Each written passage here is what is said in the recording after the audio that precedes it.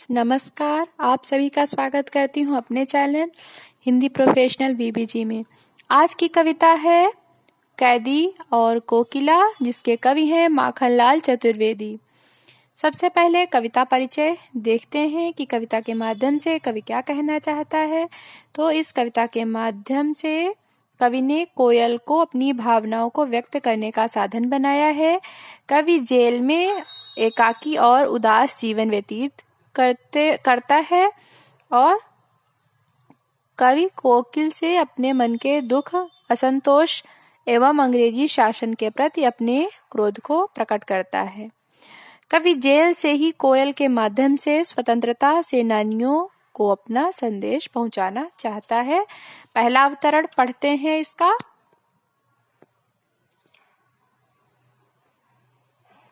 पहले अवतरण में कवि आधी रात में कोयल की कूक सुनकर उठ जाता है, उसकी नींद खुल जाती है और वह कोयल से पूछते हैं कि तुम क्या गा रही हो। तो क्या गाती हो, क्यों रह रह जाती हो। रह रह जाती हो मतलब रुक रुक कर बोलती हो।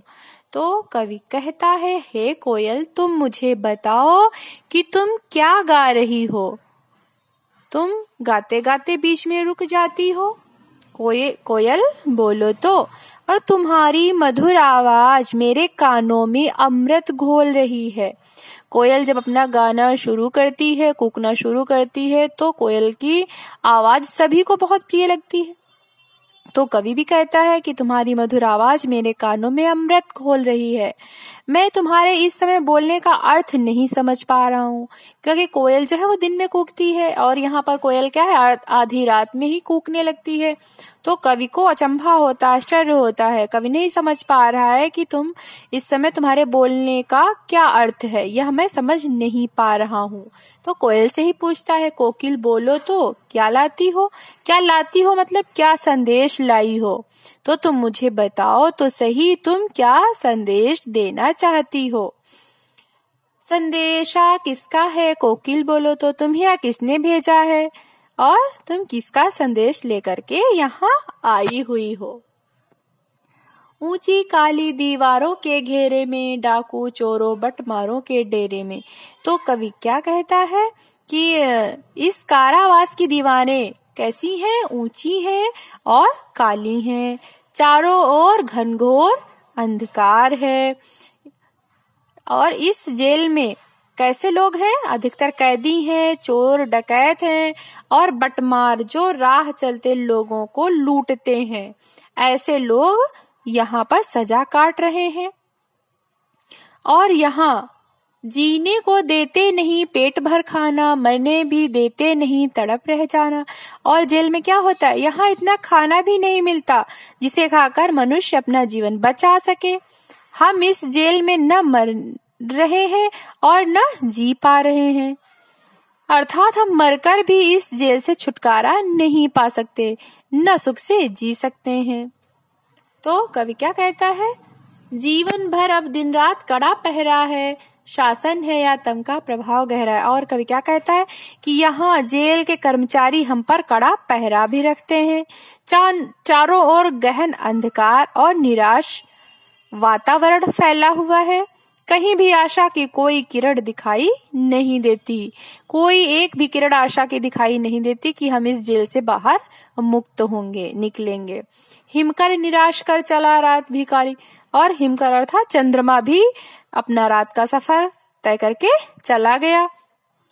और जब काली रात्रि होती है तो कैसा वातावरण होता है, जो है डरावना होता है। और तो कवि क्या कहता है, काली रात में हमारी निराशा और भी बढ़ गई है। इस समय कालिमा मई जगी क्यों आली, ऐसे गहन अंधकार में हे सखी, आली मतलब सखी, हे सखी, ऐसे गहन अंधकार में, घनघोर अंधकार में तू क्यों बोल रही है, यह समय तेरे कूकने का नहीं है। अगला अवतरण देखते हैं। अगली पंक्तियों में कवि क्या कहता है, आधी रात को जेल की चार दीवारी को चीरकर पहुंचती कोयल को आवाज कवि के हृदय को झकझोर कर रख देती है। क्यों हूक पड़ी वेदना बोझ वाली सी, कोकिल बोलो तो, तो कवि क्या कहता है कि आधी रात में बोलती कोकिला अर्थात कोयल को संबोधित करते हुए कवि कहते हैं सखी ऐसे घनघोर अंधकार में तो क्यों बोल रही हो, ऐसा लगता है कि तुम्हें अवश्य ही कोई कष्ट है और तुम उस कष्ट को उस दुख को सहन नहीं कर पाई और आधी रात में ही बोलने लगी। तो क्या लूटा, कवि कहता है हे कोयल बताओ तुम्हारा क्या लूटा गया। मृदुल वैभव की रखवाली सी कोकिल बोलो तो तुम्हें किसने यह कष्ट दिया है, तू तो सबको सुख प्रदान करती है, आज तुम्हारी वाणी में ऐसा दुख क्यों दिखाई दे रहा, क्यों सुनाई पड़ रहा है।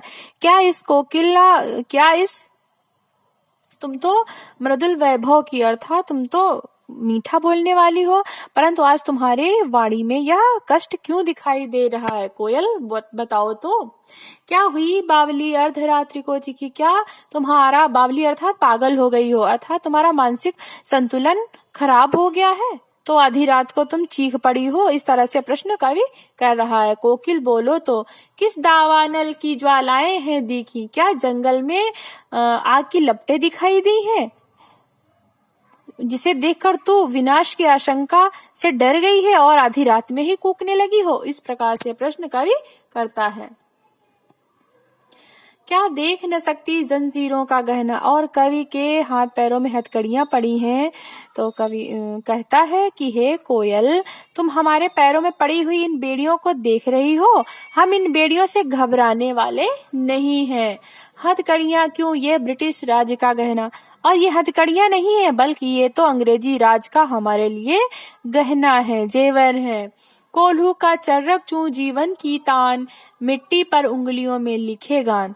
कवि कहता है जेल में रहते हुए हमारा जीवन एक सीधे ढर्रे पर चल रहा है, हम कभी कोल्हू खींचते हैं, कभी खेत सींचने के लिए रैट में बैल की तरह जोते जाते हैं। कोल्हू के चलने का मधुर संगीत हमारे कानों में पड़ता है, अर्थात हम भारत माँ की रक्षा के लिए, उनकी स्वतंत्रता के लिए जो भी हमें कष्ट उठाना पड़ रहा है उससे हमें कोई कष्ट नहीं हो रहा है।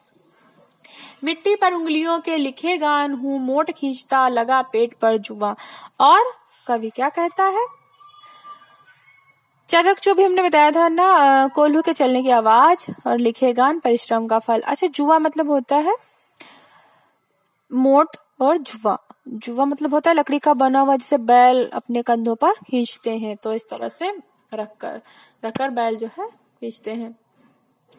तो कवि क्या कहता है कि कोल्हू के चलने का मधुर संगीत हमारे कानों में पड़ता है, हम दिन रात खेतों के भीतर खून पसीना बहाकर अनाज पैदा करते हैं। अनाज कैसे पैदा करते हैं, खून पसीना बहाता है, दिन रात मेहनत करता है और उससे अनाज पैदा करता है। हम पेट पर मोट बांधकर, जुआ मतलब पेट पर एक मोट बांधी जाती है, बांधकर कुएं से पानी निकालते हैं तो कुआं खाली करते हैं। तो इस प्रकार हम अंग्रेजी साम्राज्य की अकड़ को निकाल रहे हैं। और दिन में करुणा क्यों जागे रुलाने वाली, इसलिए रात में गजब ढा रही आली। तो कवि कहता है कि मेरी यह दयनीय दशा देखकर लोगों में करुणा न आ जाए तथा मेरे मन में भी करुणा न जग जाए। रात्रि के मौन सन्नाटे में तुम क्यों रो रही हो, क्या तुम ब्रिटिश सरकार के विरुद्ध विरोध भड़काना चाहती हो। तुम्हारी आवाज को देखकर ऐसा लगता है कि मानो कोई वेदना, करुणा अर्थात वेदना का करुण रुदन हो रहा है। रात्रि के अंधकार को चीरकर तुम सुनने वालों की भावनाओं को जगाकर गजब ढा रही हो। और यह अर्थात अभिप्राय यह है कि कोयल का करुण रुदन नहीं है, वस्तुतः यह भारत माता का करुण रुदन है, ऐसा कवि कहता है। आगे देखिए,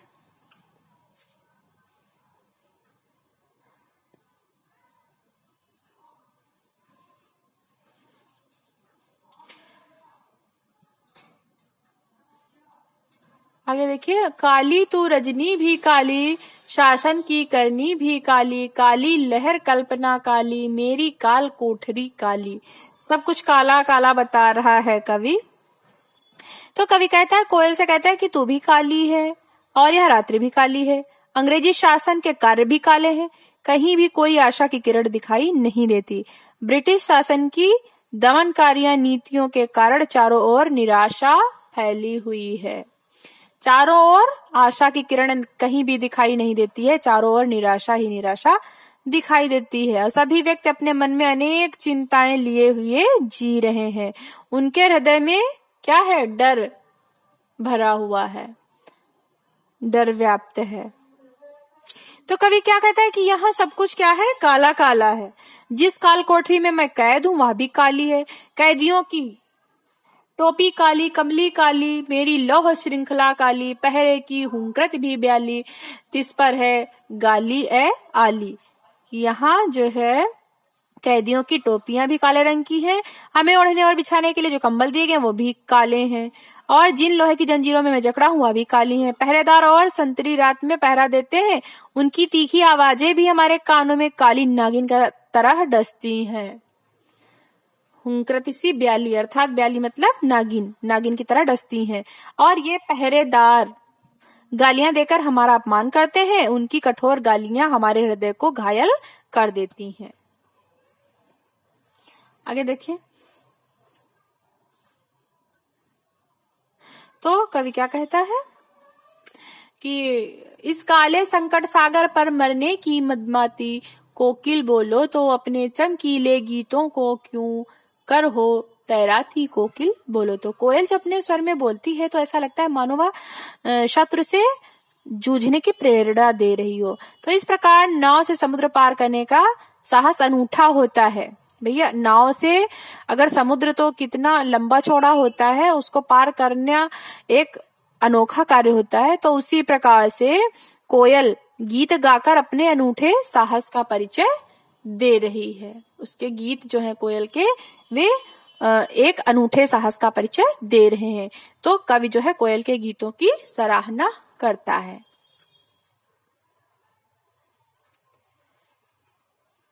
तुझे मिली हरियाली डाली, तुझे नसीब मुझे नसीब कोठरी काली। अब जो है कोयल की कूक स्वतंत्रता के लिए संघर्ष करने के लिए प्रेरणा देने वाली है। तो कवि कहता है, अपने को अभागा बताता है और कोयल को सौभाग्यशाली मानता है।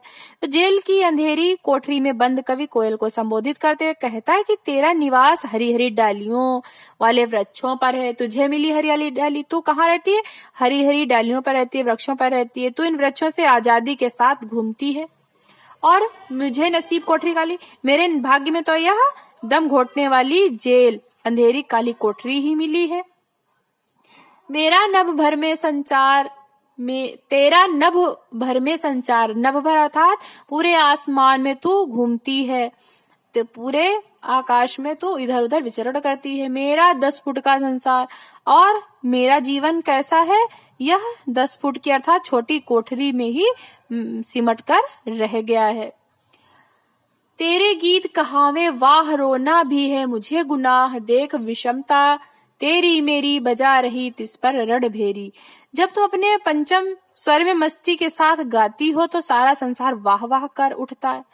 जब तुम गाती हो तो पूरा संसार वाह वाह तुम्हारी प्रशंसा करता है, परंतु मेरा गाना तो दूर में मैं रो भी नहीं सकता। अर्थात गाना तो बहुत दूर की बात है, मैं खुल करके रो भी नहीं सकता हूँ, क्योंकि यदि मैं रोऊंगा तो सभी लोग मुझे कायर समझेंगे, तो मैं रो भी नहीं सकता। देख विषमता अर्थात तुम जो है, तुम्हारी और मुझे मेरी कोई समता नहीं है। तुम कितनी सौभाग्यशालिनी हो और मैं कितना अभागा हूँ। हे कोयल, जब मैं तेरे स्वरों में रणभेरी को सुनता हूँ तो मैं अपना सारा दुख भूल जाता हूँ। रणभेरी मतलब क्या होता है? युद्ध के लिए जो, युद्ध आरंभ करने के लिए जो बाजा बजता है उसे रणभेरी, वाद्य यंत्र बजता है उसे रणभेरी कहते हैं। परंतु मैं इस लिए प्रसन्न हूँ क्योंकि तुम अपने गीतों के द्वारा लोगों को यह संदेश देती हो कि वह अंग्रेजी शासन के विरुद्ध क्रांति भावना उत्पन्न करें, क्रांति करें। तो आगे देखते हैं।